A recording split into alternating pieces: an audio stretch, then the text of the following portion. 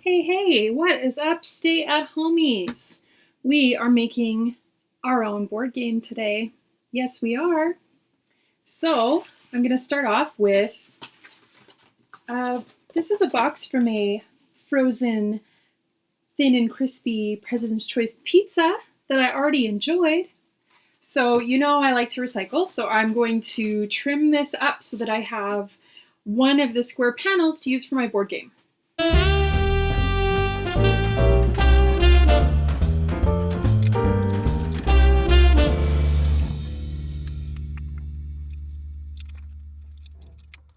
Now, you might think that I want to wait until my board game is all finished before I choose my little players, my little board game markers that I want to use, but I'm actually going to choose those first because it'll help me figure out how big I need to make each space. So I've got a couple of my little toys from my toy collection here. I'm going to use these. You could use anything. You could use little Lego guys or toy cars, any other toys you might have in your collection. You could use coins or buttons. It's really anything you want. And of course, you would need as many game board markers as you want to have players.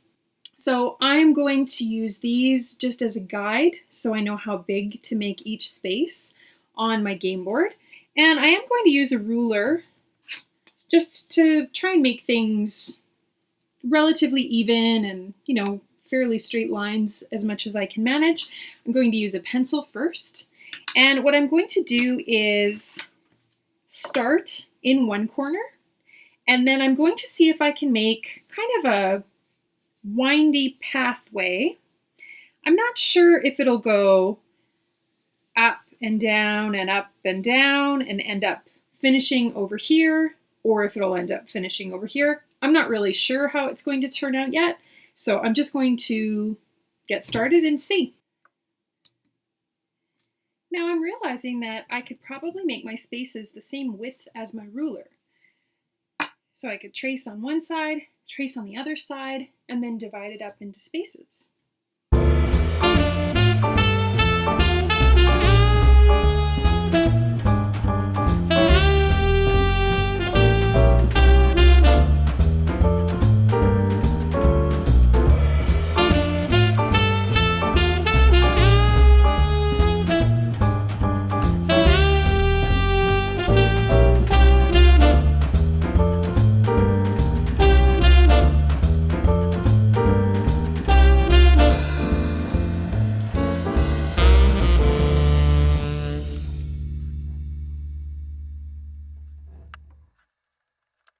So I realize it might be a little tricky for you to see on the video what's happening just because I'm using my pencil. So I'll just show you my progress. Here's my starting point. So I would follow this path up, go around this little corner, come back down, then over here. Looks like I'll be able to go up, over, and down.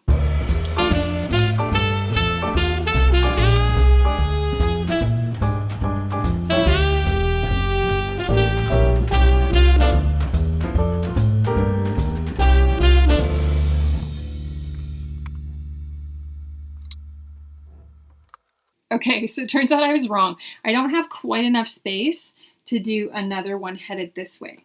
So I think what I'll do is just finish off with maybe another space here and then the finished space. And then maybe this is where I could have, I don't know, a title or something like that, or I could add some decorations. So I'll just finish that up.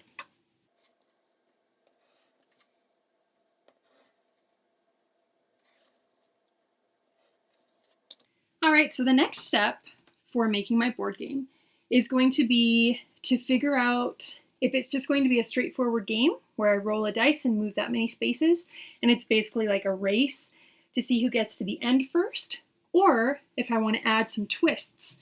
So a twist might be if you land on a certain space, you have to go back, or you have to switch places with another player, or something like that. I think I would like a few twists in my board game, so I'm going to go ahead and add a couple spaces where you have to back up a certain number. So maybe somewhere toward the beginning of the game, I'll have a backup 2 spaces. spot, and then maybe somewhere closer to the end, I'll have a backup 3 spaces spot. So that's what I'll do next.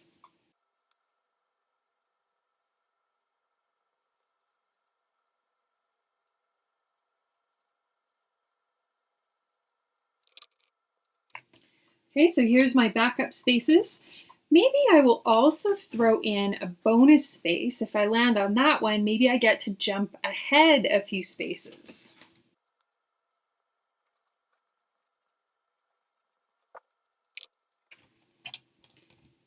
Ooh, that one would be pretty lucky. Another great board game twist would be to lose a turn. I mean, not a great twist. Maybe a great twist if the person you're trying to beat lands on it. Haha. So I'm going to put a lose a turn space.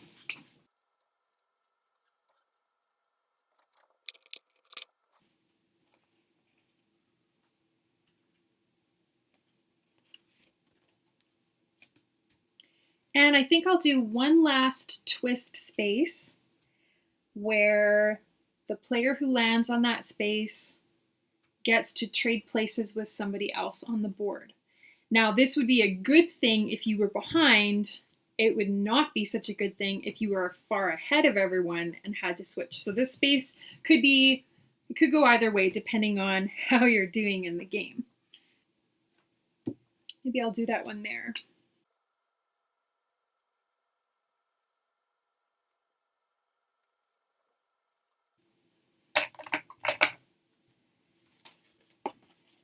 All right, so I've got all my twist spaces done. The rest of my spaces are just going to be colored in, and they'll just be regular spaces that you move across. I don't want to have too many things going on my board because then it gets a little bit confusing when you play. So it's good to throw in a few twists, but not too many. I'm also going to put my start and my finish spaces in there and do an outline around all of my spaces so that the board is finished.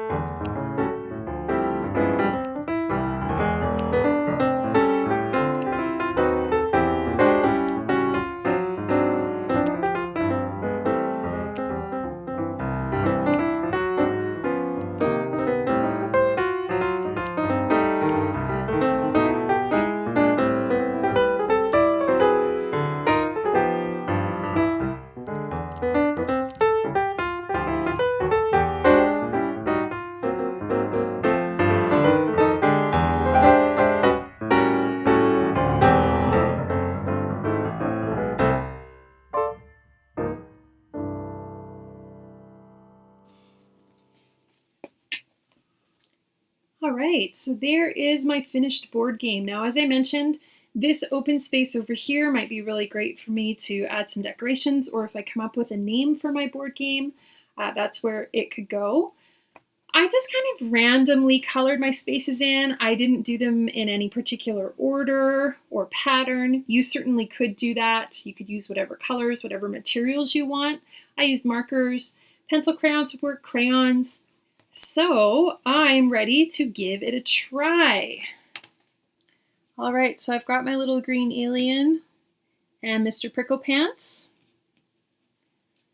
I would say you two should shake hands, but that's not socially distant behavior, so why don't you bow and head to the start.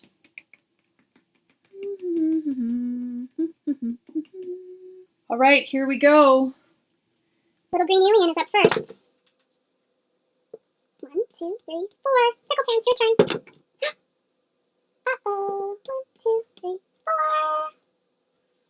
4.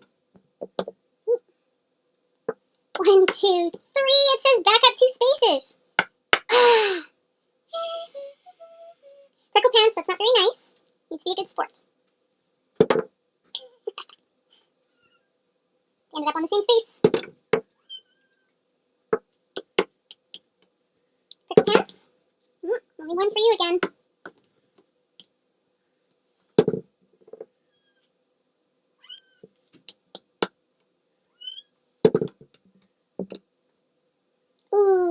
Prickle Pants, not your day today. One space and it tells you to back up to Heartbreak. Only one. Oh, your luck is turning. 1, 2, 3, 4, 5, 6. It says jump ahead 5 spaces. 1, 2, 3, 4, 5. Okay, Prickle Pants has pulled into the lead, people. Oh, but then the little green man rolled a 6. 1, 2, 3, 4, 5, 6. Back up 3 spaces. 1, 2, 3. Prickle Pants. Prickle Pants, it says trade places with another player.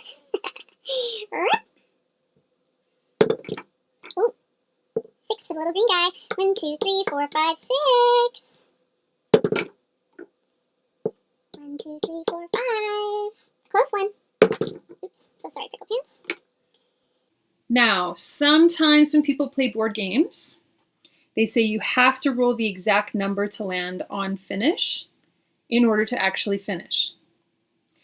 And some people do not have that rule. So it's sort of a personal choice. I'm going to say we do not have that rule for today, just in the interest of this not taking all of eternity. So 1, 2, 3. The little green alien guy has 1. I'm going to be a good sport and say congratulations, good game. And again, we're going to bow instead of shaking hands. Yay!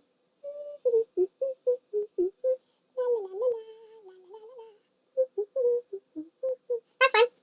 Well, that was kind of fun. I hope you enjoyed making a board game and had a chance to play it. Now, I should have mentioned earlier, you can also do this on your own.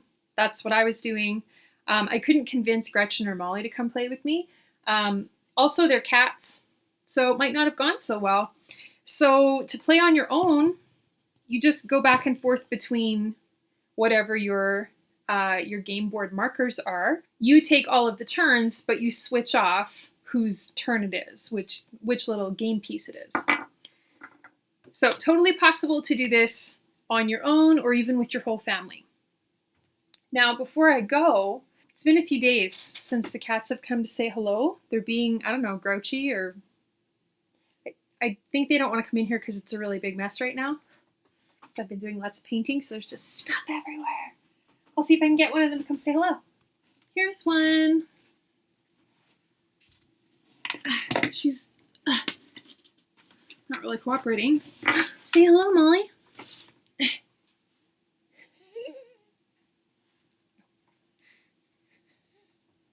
She doesn't like that. It's better if I don't. Though it's entertaining for me, I don't think she appreciates it. Well, that's it for us. Until next time, be brave, be kind, and wash your hands.